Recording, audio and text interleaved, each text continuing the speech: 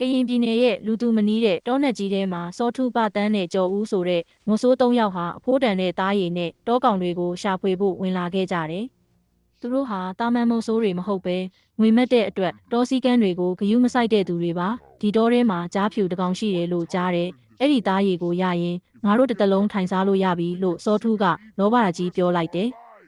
တောသားဟောင်းတွေကတော့အဲ့ဒီကြားဖြူဟာတောဆောင်နဲ့ရဲ့အဆောင်ရှောက်ဖြစ်လို့မပြစ်ဖို့တတိပေးထားပေမဲ့သူတို့ကတော့ဂယုမဆိုင်ခဲ့ကြဘူးညနေဆောင်မှာသူတို့ဟာစမ်းချောင်းလေးတစ်ခုနားမှာစခန်းချကြတယ်အဲ့ဒီစမ်းချောင်းကရေတွေကပုံမှန်ထက်ပိုအေးစိတ်နေပြီးရေထဲမှာသွေးလိုမျိုးအနီရောင်စင်းချောင်းတွေဖြတ်ပြေးနေတာကိုကျော်ဦးကသတိထားမိလိုက်တယ်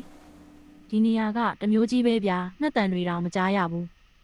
ညနေတနာရီလောက်မှာတောအုပ်တစ်ခုလုံးဝုန်းကနေတိတ်ဆိတ်သွားတယ်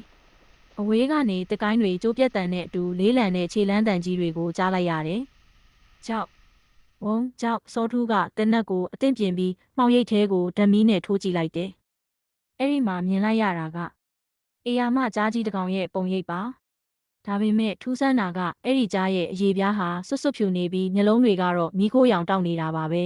။ကြားကြီးကသူတို့ကိုတိုက်ခိုက်မဲ့အစားစိုက်ကြည့်နေပြီးတောနက်သေးကိုဖြည်းဖြည်းချင်းပြန်ဝင်သွားတယ်လိုက်မယ်ဟဲ့လက်လွတ်မခံနဲ့စောထူးရဲ့အမိန့်ကြောင့်သူတို့၃ယောက်ကြားဖြူနောက်ကိုဇွတ်အတင်းလိုက်ကြပါတော့တယ်သူတို့မသိတာကတော့သူတို့ဟာအမဲလိုက်နေတာမဟုတ်ပဲအမဲလိုက်ခံရဖို့ထောင်ချောက်သေးကိုဝင်နေကြတာပါပဲတောနက်သေးရောက်လေလေမြူတွေကထူလာလေလေပါပဲရုတ်တရက်ဆိုသလိုအဖွဲတဲကကြော်ဦးပျောက်သွားခဲ့တယ်ကြော်ဦးမင်းဘယ်မှာလဲလို့အော်ခေါ်ပေမဲ့ဘာတန်မှပြန်မကြားရဘူးခဏအကြာမှာတော့အပေါ်ကနေသွေးဆက်အချို့သူတို့ပခုံးပေါ်ကိုကျလာတယ်။ကင်ကြည့်လိုက်တော့လက်လက်ဆက်ဆက်သွေးတွေအပေါ်ကိုမောကြည့်လိုက်တဲ့အခါကျော်ဦးရဲ့အလောင်းကတစ်ပင်ကိုင်းပေါ်မှာချိတ်နေပြီးသူ့ရဲ့ရင်ဘတ်ကဟောက်လောင်းပေါက်ကြီးဖြစ်နေတာကိုတွေးလိုက်ရတယ်။ဒါဟာတာမန်သားရဲ့တိုက်ခိုက်တာမျိုးမဟုတ်ပဲတစုံတစ်ယောက်ကလက်နဲ့ဆွဲပြဲထားသလိုမျိုးပါ။ဘာတန်းကကြောက်လန့်ပြီးထွက်ပြေးဖို့စူးစမ်းပေမဲ့မှောင်ရိပ်ထဲကနေအေယာမလက်သေးကြီးတစ်ခုထွက်လာပြီးသူ့ကိုအမှောင်ထဲဆွဲခေါ်သွားပါတော့တယ်။အော်တန်တစ်ချက်သာကြားလိုက်ရပြီးအားလုံးပြန်ငြိမ်သက်သွားခဲ့တယ်။အခုတော့စောထူးတယောက်တည်းကြံခဲ့ပါပြီ။သူဟာကြောက်လန့်တကြားနဲ့တနက်ကိုရမ်းပစ်နေပေမဲ့ဘာကိုမှမထိဘူး။ရုတ်တရက်ရှိမှကြားဖြူကြီးပြန်ပေါ်လာတယ်။ဒါပေမဲ့ဒီတစ်ခါမှာတော့ကြားကြီးကလူစကားပြောလာပါတယ်။မင်းတို့လူသားတွေကလောဘကြီးလွန်းနေ။ဒီတော့ရဲ့အသက်ဝိညာဉ်ကိုမင်းတို့ဖျက်ဆီးခဲ့ပြီးတဲ့ကြားဖြူကြီးဟာတဖြည်းဖြည်းနဲ့ပုံတံပြောင်းသွားပြီးအရက်ရှိပေလောက်ရှိတဲ့လူတစ်ပိုင်းကြားတစ်ပိုင်းနတ်ဆိုးကြီးအဖြစ်ပြောင်းလဲသွားတယ်။စောထူးဟာတောင်းပန်ဖို့စူးစမ်းပေမဲ့အချိန်နှောင်းသွားပါပြီ